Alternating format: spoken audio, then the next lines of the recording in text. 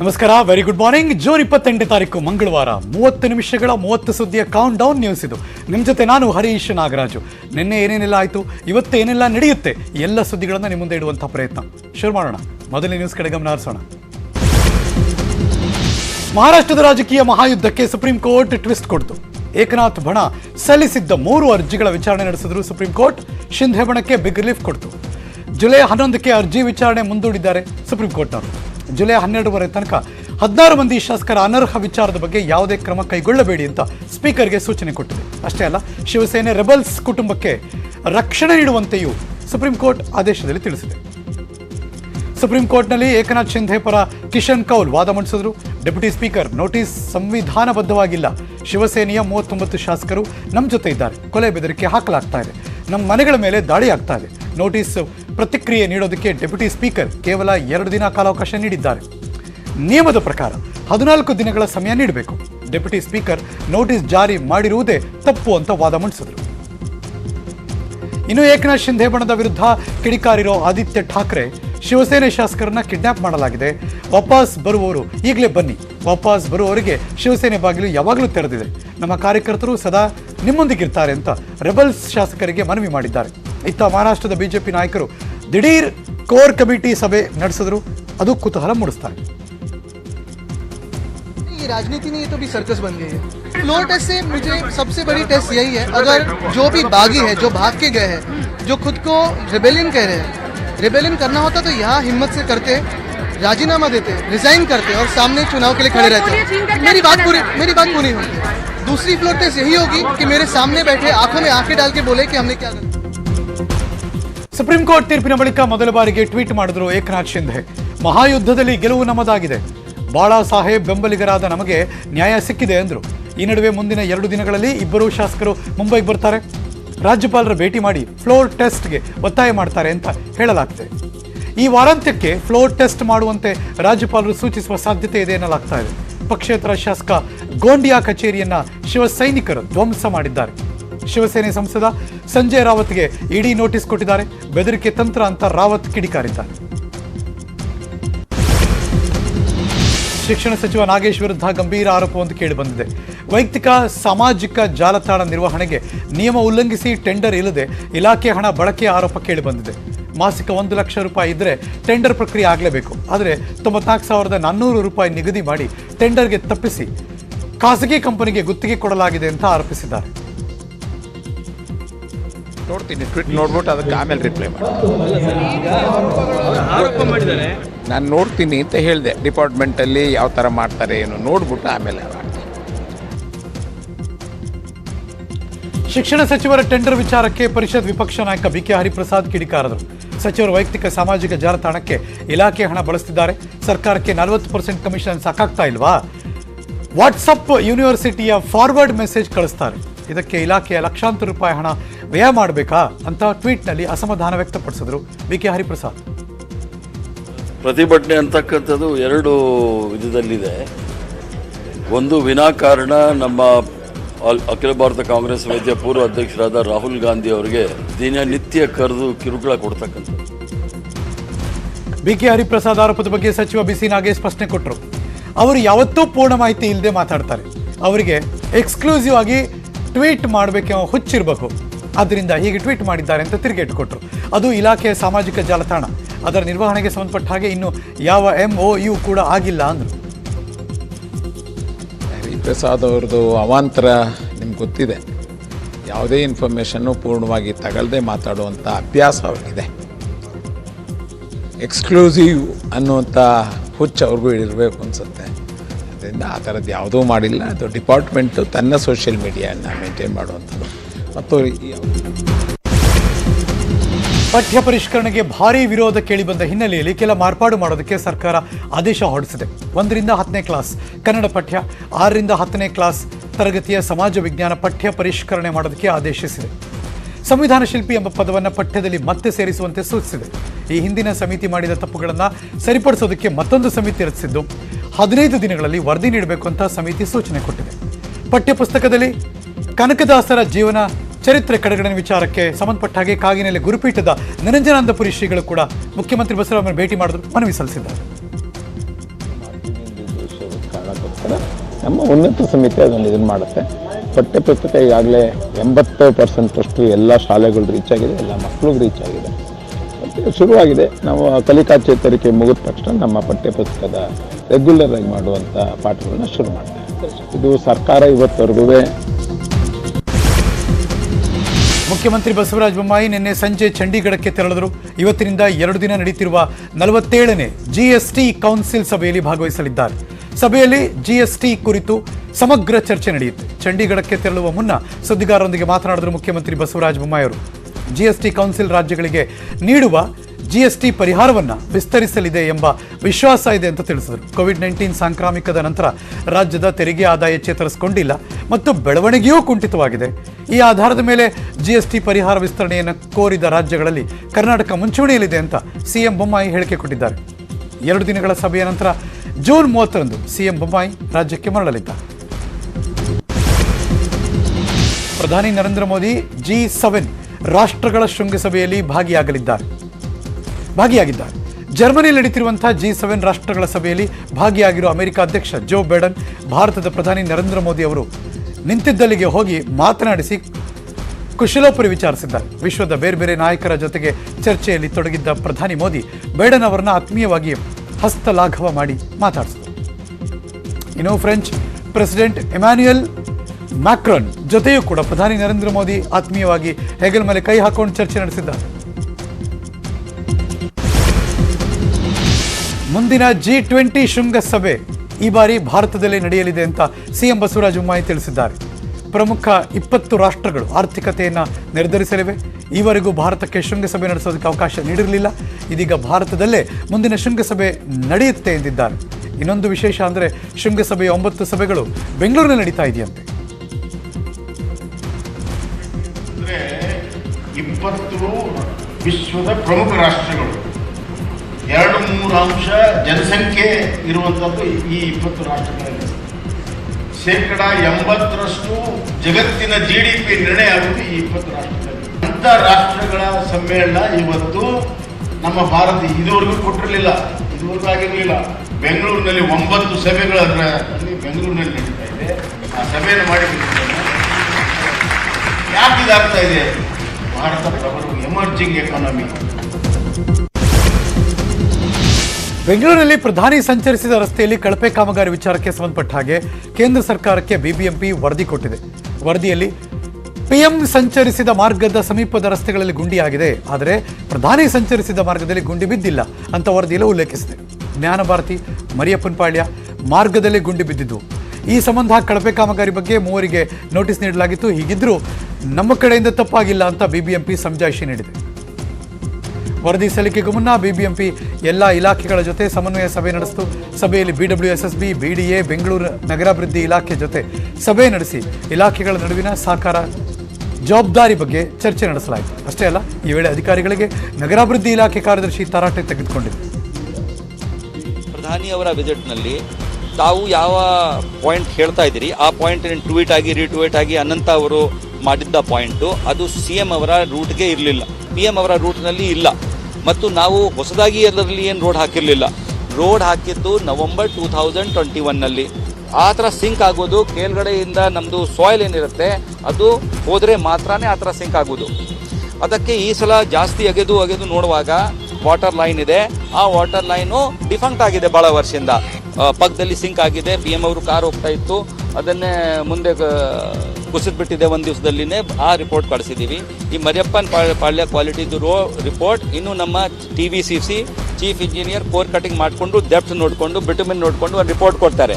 ನಾವು ತಗೊಳ್ತೀವಿ, ಶಿಸ್ತನ ಕ್ರಮನೇ ತಗೊಳ್ತೀವಿ. ಅವರು ಏನೋ ಅವರಿಗೂ ಕೂಡ ನಾವು ಹೇಳಿದ್ದೀವಿ, ನಾವು ಇನ್ಕ್ವೈರಿ ಮಾಡ್ತಾ ಇರೋದ್ರಿಂದ ನೀವು ಯಾವುದು ನೋಟಿಸ್ ಕೊಡ್ಲಿಕ್ಕೆ ಪ್ರಮೇಯ ಇಲ್ಲ. ನಾವು ಫುಲ್ ತಗೊಂಡು ಇಂಜಿನಿಯರ್ಸ್ ಮೇಲೇನೂ ಆ್ಯಕ್ಷನ್ ತಗೊಳ್ತೀವಿ. ಬ್ರ್ಯಾಂಡ್ ಬೆಂಗಳೂರಿಗೆ ಮತ್ತೊಂದು ಕಂಟಕ ಎದುರಾಯಿತು. ನಗರದ ಪ್ರತಿಷ್ಠೆಯಂತಿದ್ದ KR ಪುರಂ ಹ್ಯಾಂಗಿಂಗ್ ಬ್ರಿಡ್ಜ್ ತಡೆಗೋಡೆ ಕುಸಿದು ಬಿತ್ತು. ತಡೆಗೋಡೆಯ ಒಂದು ಬದಿ 12 ಅಡಿಯಷ್ಟು ಕುಸಿದಿದೆ. ಬ್ಯಾರಿಕೇಡ್ ಹಾಕಿ ಕುಸಿದ ಗೋಡೆಯನ್ನು ಮುಚ್ಚೋ ಪ್ರಯತ್ನ ನಡೆದಿದೆ. ಇನ್ನು ಕಳೆದ 3 ವರ್ಷಗಳಿಂದ ಹ್ಯಾಂಗಿಂಗ್ ಬ್ರಿಡ್ಜ್ ಸಮಸ್ಯೆ ಇದೆ. BBMP ಮಾತ್ರ ಎಚ್ಚೆತ್ತುಕೊಳ್ಳದೆ ನಿರ್ಲಕ್ಷ್ಯ ವಹಿಸಿದೆ.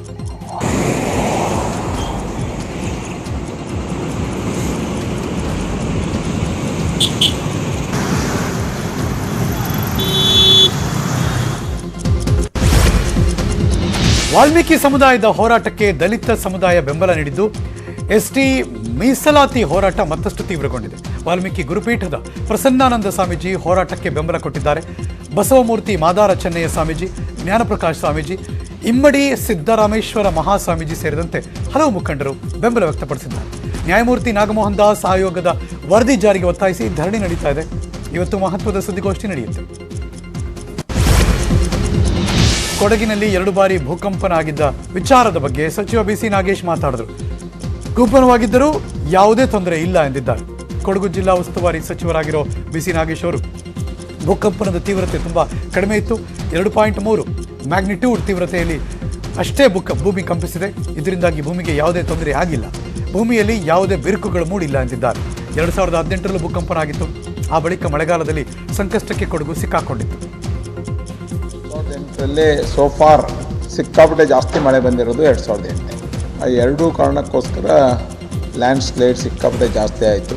ಅದರಲ್ಲಿ ಈ ಸಲ ಮೈನಸ್ಸಲ್ಲೇ ಇದೆ, ರೈನ್ಫಾಲು -16 ಎರಡನೇದು ಅರ್ಥಕ್ವಿಕ್ ಆಗಿರುವಂಥದ್ದು 2.3 ರಿಕ್ಟರ್ ಸ್ಕೇಲ್, ಮತ್ತು ಎಲ್ಲೂ ಕ್ರ್ಯಾಕ್ಸ್ ಏನು ಡೆವಲಪ್ ಆಗಿಲ್ಲ ಈ ಸಲ. ಎರಡನೇದು ಅದು ಸೆಂಟರ್ ಆಫ್ ಇದು ಎಲ್ಲಿ ಅನ್ನೋದು ಒಬ್ಬೊಬ್ಬರು ಒಂದೊಂದು ಕಡೆ ಕೊಟ್ಟಿದ್ದಾರೆ. ಒಂದು ಜನ ಇಲ್ಲಿ ಕೊಡಗಲ್ಲೇ ಆಗಿದೆ ಎಂದಿದ್ದಾರೆ, ಇನ್ನೊಂದು ಜನ ಹಾಸನ ಜಿಲ್ಲೆಯಲ್ಲಿ ಆಗಿದೆ ಎಂದಿದ್ದಾರೆ. ಬಟ್ ತುಂಬ ಕಾಶಿಯಸ್ ಆಗಿದ್ದಾರೆ ನಮ್ಮವರೆಲ್ಲ. DC ಅವರು ಈಗಾಗಲೇ ಒಂದು 2-3 ವಿಡಿಯೋ ಕಾನ್ಫರೆನ್ಸ್ಗಳು ಮಾಡಿದ್ದಾರೆ. ಕಾಗವಾಡ ಕ್ಷೇತ್ರದ ಶಾಸಕ ಶ್ರೀಮಂತ್ ಪಾಟೀಲ್ಗೆ ಗ್ರಾಮಸ್ಥರು ಮುತ್ತಿಗೆ ಹಾಕಿರೋ ಘಟನೆ ನಡೆಯಿತು. ಕಾಗವಾಡ ಮತಕ್ಷೇತ್ರದ ಕಿರಣಿಗಿ ಗ್ರಾಮಸ್ಥರು ಘೆರಾವ್ ಹಾಕಿದ್ರು.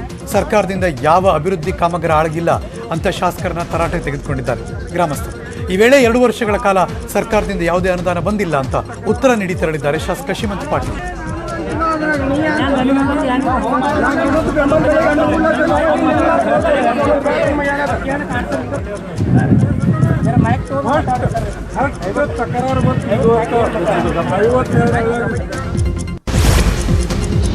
ಪಶುಸಂಗೋಪನೆ ಸಚಿವ ಪಶುಸಂಗೋಪನಾ ಇಲಾಖೆ ಅಧಿಕಾರಿಗಳೊಂದಿಗೆ ಪ್ರಗತಿ ಪರಿಶೀಲನೆ ಸಭೆ ಮಾಡಿದರು. ಸರಿಯಾಗಿ ಮಾಹಿತಿ ನೀಡಿದ ಅಧಿಕಾರಿಗಳ ವಿರುದ್ಧ ಸಚಿವ ಪ್ರಭು ಚೌಹಾಣ್ ಗರಂ ಆದರು. ನಾನು ಪಶುಸಂಗೋಪನೆ ಸಚಿವನಾದ ಮೇಲೆ ಯಾವ್ಯಾವ ಯೋಜನೆಗಳನ್ನು ಜಾರಿಗೆ ತಂದಿದ್ದೀನಿ, ಅವುಗಳ ಪ್ರಗತಿಯ ಬಗ್ಗೆ ಮಾಹಿತಿ ಕೇಳಿದ್ರು ಸಚಿವರು. ಸಭೆಯಲ್ಲಿ ಸರಿಯಾಗಿ ಮಾಹಿತಿ ನೀಡಿದ ಅಧಿಕಾರಿಗಳ ವಿರುದ್ಧ ಗರಂ ಆದರು. ಯಾರಿಗೆ ಸರಿಯಾಗಿ ಅಧ್ಯಯನ ಇಲ್ಲ,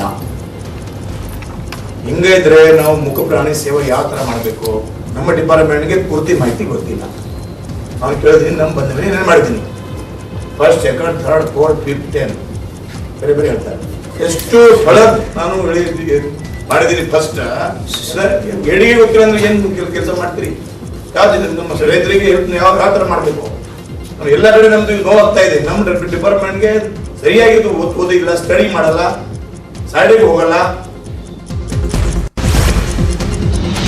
ಬೆಂಗಳೂರಿನ ವಾಹನ ಸವಾರರಿಗೆ ಬಿಗ್ ರಿಲೀಫ್ ಸಿಕ್ತು. ಇನ್ನು ಮುಂದೆ ರಸ್ತೆಗಳಲ್ಲಿ ಸಂಚರಿಸಬೇಕಾದ್ರೆ ಸುಮ್ಮನೆ ವಾಹನಗಳನ್ನು ತಡೆದು ನಿಲ್ಲಿಸೋ ಹಾಗಿಲ್ಲ ಅಂತ ಡಿಜಿಪಿ ಪ್ರವೀಣ್ ಸೂದ್ ಖಡಕ್ ಸೂಚನೆ ಕೊಟ್ಟಿದ್ದಾರೆ.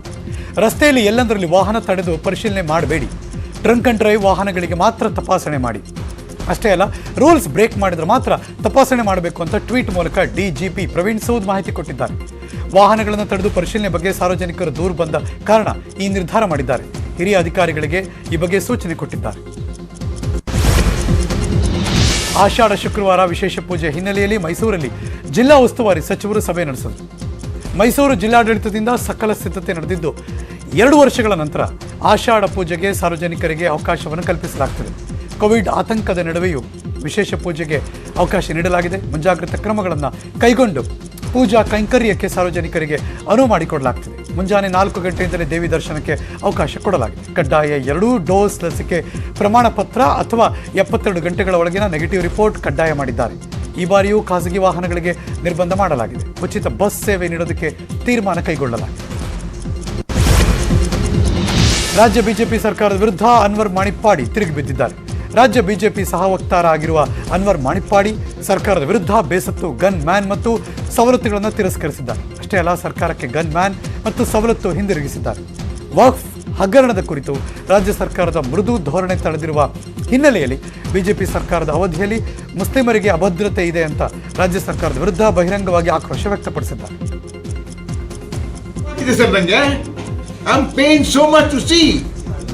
That's the reason I'm deciding on this. Let them shoot me, let them kill me. I'm game for it. I'm game for it. I'm not lying or putting up a show. Vijayendra has offered me crores of rupees to pull back this case. ರಾಜ್ಯದಿಂದ ಕಾಶಿ ಯಾತ್ರೆ ಕೈಗೊಳ್ಳುವ ಯಾತ್ರಿಕರಿಗೆ ಸರ್ಕಾರ good news ಕೊಟ್ಟಿದೆ. ಕಾಶಿ ಯಾತ್ರೆ ಕೈಗೊಳ್ಳುವ ಯಾತ್ರಾರ್ಥಿಗಳಿಗೆ ಸರ್ಕಾರದಿಂದ ಸಹಾಯಧನ ಬಿಡುಗಡೆ ಮಾಡಲಾಗಿದೆ. 30,000 ಯಾತ್ರಾರ್ಥಿಗಳಿಗೆ ತಲಾ 5,000 ರೂಪಾಯಿಯಂತೆ ಸಹಾಯಧನ ಬಿಡುಗಡೆ ಮಾಡಿ ಸರ್ಕಾರ ಆದೇಶ ಹೊರಡಿಸಿದೆ. ಬಾಗಲಕೋಟೆಯಲ್ಲಿ ಕಾಂಗ್ರೆಸ್ ನಾಯಕರು ಪ್ರತಿಭಟನೆ ನಡೆಸಿದ್ದಾರೆ. ಕೇಂದ್ರ ಸರ್ಕಾರದ ಅಗ್ನಿಪಥ್ ಯೋಜನೆ ವಿರೋಧಿಸಿ ನವನಗರದ ತಾಲೂಕು ಆಡಳಿತ ಆವರಣದಲ್ಲಿ ಪ್ರತಿಭಟನೆ ಮಾಡಿದ್ದಾರೆ. ಮಾಜಿ ಸಚಿವ HY ಮೇಟಿ ನೇತೃತ್ವದಲ್ಲಿ ನಡೆದಂತಹ ಈ ಪ್ರತಿಭಟನೆಯಲ್ಲಿ ಕೇಂದ್ರ ಸರ್ಕಾರದ ವಿರುದ್ಧ ಧಿಕ್ಕಾರಕ್ಕೋಗಿ ಆಕ್ರೋಶ ವ್ಯಕ್ತಪಡಿಸಿದ್ದಾರೆ. ಶಿವಮೊಗ್ಗದಲ್ಲಿ ತೀರ್ಥಹಳ್ಳಿ ತಾಲೂಕು ಕಚೇರಿ ಎದುರು ಕೇಂದ್ರ ಬಿಜೆಪಿ ಸರ್ಕಾರದ ವಿರುದ್ಧ ಪ್ರತಿಭಟನೆ ನಡೆದಿದೆ. ಕೇಂದ್ರದ ಅವೈಜ್ಞಾನಿಕ ಅಗ್ನಿಪಥ್ ಯೋಜನೆಯನ್ನು ಹಿಂಪಡೆಯುವಂತೆ ಆಗ್ರಹಿಸಿ ಕಾಂಗ್ರೆಸ್ ಪ್ರತಿಭಟನೆ ಮಾಡಿದೆ. ಭಾರತೀಯ ಸೇನೆಯಲ್ಲಿ ಜಾರಿ ಮಾಡಿರುವ ಅಗ್ನಿಪಥ್ ಯೋಜನೆ ಜನ ವಿರೋಧಿ ಅಂತ ಕಿಮ್ಮನೆ ಆಕ್ರೋಶ ವ್ಯಕ್ತಪಡಿಸಿದ್ದಾರೆ.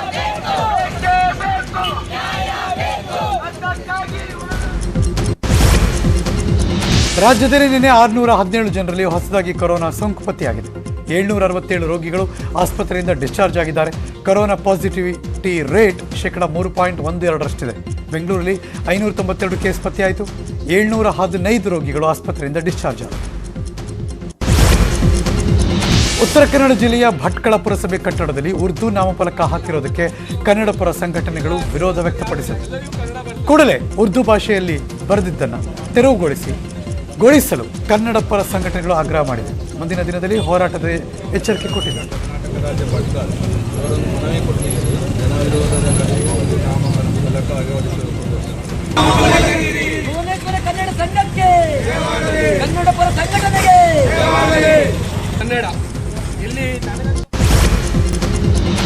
ಅಸ್ಸಾಂನಲ್ಲಿ ರಣಭೀಕರ ಮಳೆಯಾಗ್ತಾ ಇದೆ. ಸುಮಾರು ಕಳೆದೊಂದು ತಿಂಗಳಿಂದ ಪ್ರವಾಹದಲ್ಲಿ ಮುಳುಗಿ ಹೋಗಿದೆ ಅಸ್ಸಾಂ. ಮಾಲಿನ್ಯ ಬಿಲ್ ಸೇರಿದಂತೆ ಹಲವು ಭಾಗಗಳಲ್ಲಿ ಜನರು ವೈದ್ಯಕೀಯ ವಸ್ತುಗಳನ್ನು ಖರೀದಿ ಮಾಡೋದಕ್ಕೆ ಸಮಸ್ಯೆ ಆಗಿರುವ ಹಿನ್ನೆಲೆಯಲ್ಲಿ ಸೇನಾಪಡೆಗಳು ಬೋಟ್ನಲ್ಲಿ ತೆರಳಿ ಅಗತ್ಯ ಔಷಧಿಗಳನ್ನು ಪೂರೈಕೆ ಮಾಡಿದ್ದಾರೆ.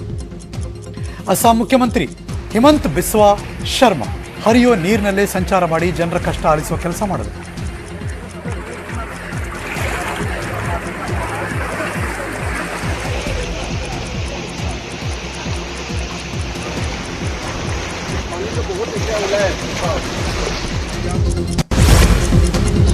ಉತ್ತರಾಖಂಡ್ನ ಕೇದಾರ್ನಾಥ್ನಲ್ಲಿ ಭಾರೀ ಮಳೆಯಾಗುವ ಮುನ್ಸೂಚನೆ ಇದೆ. ಆದರೂ ಸಾವಿರಾರು ಭಕ್ತರು ಕೇದಾರ್ನಾಥ್ ದೇವಸ್ಥಾನಕ್ಕೆ ಆಗಮಿಸಿ ತಮ್ಮ ಇಷ್ಟ ದೇವರ ಪೂಜೆಯಲ್ಲಿ ತೊಡಗಿದ್ದಾರೆ. ನಟಿ ಜಾಕ್ವಿನ್ ಫರ್ನಾಂಡಿಸ್ ವಿಕ್ರಾಂತ್ ರೋಣ ಸಿನಿಮಾ ಪ್ರಚಾರ ಕಾರ್ಯದಲ್ಲಿ ಬ್ಯುಸಿಯಾಗಿದ್ದಾರೆ. ಬೆಂಗಳೂರು ಮುಂಬೈಗೆ ತೆರಳಿ ಸಿನಿಮಾ ಪ್ರಚಾರ ಮಾಡ್ತಿದ್ದಾರೆ. ಈ ಮಧ್ಯೆ ಇಡಿ ವಿಚಾರಣೆಗೆ ಒಳಪಟ್ಟಿದ್ದಾರೆ. 106 ಕೋಟಿ ವಂಚನೆ ಪ್ರಕರಣ ಸಂಬಂಧ ನಿನ್ನೆ ಇಡಿ ಅಧಿಕಾರಿಗಳ ವಿಚಾರಣೆಗೆ ಹಾಜರಾಗಿ ಕೇಳಿದ ಪ್ರಶ್ನೆಗಳಿಗೆ ಉತ್ತರ ಕೊಟ್ಟಿದ್ದಾರೆ.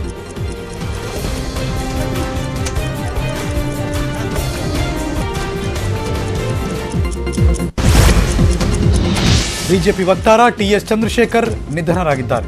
ಚಂದ್ರಶೇಖರ್ ಅವರ ನಿಧನಕ್ಕೆ ಬಿಜೆಪಿ ರಾಜ್ಯಾಧ್ಯಕ್ಷ ನಳಿನ್ ಕುಮಾರ್ ಕಟೀಲ್ ಅವರು ತೀವ್ರ ಸಂತಾಪ ವ್ಯಕ್ತಪಡಿಸಿದ್ದಾರೆ. ವಿದೇಶಾಂಗ ವ್ಯವಹಾರಕ್ಕೆ ಸಂಬಂಧಪಟ್ಟ ಹಾಗೆ ತಜ್ಞರಾಗಿದ್ದರು ಚಂದ್ರಶೇಖರ್. ರಾಜ್ಯ ಮತ್ತು ರಾಷ್ಟ್ರ ಮಟ್ಟದ ಸಂವಾದಗಳಲ್ಲಿ ವಿಷಯ ತಜ್ಞರಾಗಿ ಚರ್ಚೆಗಳಲ್ಲಿ ಭಾಗವಹಿಸ್ತಾ ಇದ್ರು. ಮೃತರ ಆತ್ಮಕ್ಕೆ ಶಾಂತಿ ಲಭಿಸಲಿ. ದುಃಖ ತಪ್ತ ಕುಟುಂಬಕ್ಕೆ ಈ ನೋವನ್ನು ಸಹಿಸುವ ಶಕ್ತಿಯನ್ನು ದೇವರು ಕೊಡಲಿ ಅಂತ ಪ್ರಾರ್ಥಿಸಿದ್ದಾರೆ. ಬೇರೊಂದು ಶಾಲೆಗೆ ವರ್ಗಾವಣೆಗೊಂಡಿದ್ದ ಶಿಕ್ಷಕರಿಗೆ ಇಡೀ ಊರಿನ ಜನ ಸೇರಿ ಅದ್ಧೂರಿಯಾಗಿ ಬೀಳ್ಕೊಟ್ಟಿದ್ದಾರೆ. ಯಾದಗಿರಿಯ ಹುಣಸಗಿ ತಾಲೂಕಿನಲ್ಲಿರುವ ಗೆದ್ದಲಮರಿ ಗ್ರಾಮದಲ್ಲಿ ಈ ಘಟನೆ ನಡೆದಿದೆ. ಮುಖ್ಯ ಶಿಕ್ಷಕ ಸಂಗಯ್ಯ ಬಾಚಿಹಾಳ ಅವರಿಗೆ ಶಾಲೆಯ ಶಿಕ್ಷಕರು, ಗ್ರಾಮಸ್ಥರು ಹಾಗೂ ಹಳೆ ವಿದ್ಯಾರ್ಥಿಗಳು ಸೇರಿ ಸ್ಮರಣೀಯ ಬೀಳ್ಕೊಡುಗೆ ಕೊಟ್ಟರು. ಊರಲ್ಲಿ ಮೆರವಣಿಗೆ ಮಾಡಿದ್ರು, ಪುಷ್ಪಾರ್ಚನೆ ಮಾಡೋದ್ರ ಮೂಲಕ ನೆಚ್ಚಿನ ಶಿಕ್ಷಕರಿಗೆ ಗೌರವಪೂರ್ವಕವಾಗಿ ಸನ್ಮಾನ ಮಾಡಿ ಬೀಳ್ಕೊಟ್ಟರು. ಶಿಕ್ಷಕ ಸಂಗಯ್ಯ ಅವರು 2009ರಿಂದ ಅಂದರೆ ಸುಮಾರು 13 ವರ್ಷಗಳ ಕಾಲ ಗೆದ್ದಲಮರಿ ಶಾಲೆಯಲ್ಲಿ ಕರ್ತವ್ಯ ನಿರ್ವಹಿಸಿದ್ರು. ಖಾಸಗಿ ಶಾಲೆಗಳನ್ನು ಮೀರಿಸೋ ಹಾಗೆ ಶಾಲೆಯನ್ನು ಅಭಿವೃದ್ಧಿ ಮಾಡಿ ಅಪೂರ್ವ ಬದಲಾವಣೆ ಮಾಡಿದರು. ಅಜೀಂ ಪ್ರೇಮ್ಜಿ ಫೌಂಡೇಶನ್ ಕೂಡ ಶಾಲೆಗೆ ಭೇಟಿ ನೀಡಿ ಶಬಾಸ್ಗಿರಿ ಕೊಟ್ಟಿತ್ತು. ಈ ಗ್ರಾಮಸ್ಥರು ಶಿಕ್ಷಕರ ಮೇಲಿರುವಂತಹ ಪ್ರೀತಿ ಗೌರವ ಎಲ್ರಿಗೂ ಮಾದರಿಯಾಗಿದೆ. ರಿಯಲ್ ಸ್ಟಾರ್ ಉಪೇಂದ್ರ ನಿರ್ದೇಶನದ ನಾಮ ಸಿಂಬಲ್ ಇರುವಂತಹ ಒಂದು ಟೈಟಲ್ ಫಿಕ್ಸ್ ಆಗದ ಚಿತ್ರದ ಶೂಟಿಂಗ್ ಶುರುವಾಯಿತು. ನಗರದ ಮಿನೋರ ಮಿಲ್ಲಲ್ಲಿ ಉಪ್ಪಿ ಚಿತ್ರದ ಮೊದಲ ಶೆಡ್ಯೂಲ್ ಅನ್ನು ಶುರು ಮಾಡಿದ್ದಾರೆ. ಈ ಮೂಲಕ ಉಪ್ಪಿ 2 ಚಿತ್ರದ ನಂತರ ಬರೋಬ್ಬರಿ 7 ವರ್ಷಗಳಾದ್ಮೇಲೆ ಮತ್ತೆ ಡೈರೆಕ್ಷನ್ ಕ್ಯಾಪ್ ತೊಟ್ಟು ಆಕ್ಷನ್ ಕಟ್ ಹೇಳ್ತಿದ್ದಾರೆ. ಇನ್ನು ಈ ಚಿತ್ರದ ಪ್ಯಾನ್ ಇಂಡಿಯಾ ಸಿನಿಮಾ ಇದು. ಚಿತ್ರಕ್ಕೆ ನಾಯಕಿಯಾಗಿ ಕರೆತರಲು ತಮನ್ನಾ ಹಾಗೂ ಶ್ರೀನಿಧಿ ಶೆಟ್ಟಿಯ ಮೇಲೆ ಕಣ್ಣಿಟ್ಟಿದ್ದು. ಈ ಇಬ್ಬರಲ್ಲಿ ಯಾರ ನಾಯಕಿ ರೇಸ್ನಲ್ಲಿ ಗೆದ್ದು ಉಪ್ಪಿ ಡೈರೆಕ್ಷನ್ನಲ್ಲಿ ಬಣ್ಣ ಹಚ್ತಾರೆ, ಕಾದ್ ನೋಡಬೇಕು. ಇಲ್ಲಿಗೆ ಮುಂಜಾನೆಯ 30 ನಿಮಿಷಗಳ 30 ಸುದ್ದಿನ ಮುಗಿಸಿ ನಾನು ಹೋಗಿ ಬರ್ತೀನಿ. ಮತ್ತೆ ಸಿಗ್ತೀನಿ ಮುಂದಿನ ಸುದ್ದಿಗಳಲ್ಲಿ. ಪಕ್ಕಾ ನ್ಯೂಸ್ಗೆ ನೀವು ಯಾವಾಗಲೂ ನೋಡ್ತಾ ಇರಿ ನ್ಯೂಸ್ 18 ಕನ್ನಡ. ಜಾಲ ನಮ್ಮದು, ಬಲ ನಿಮ್ಮದು.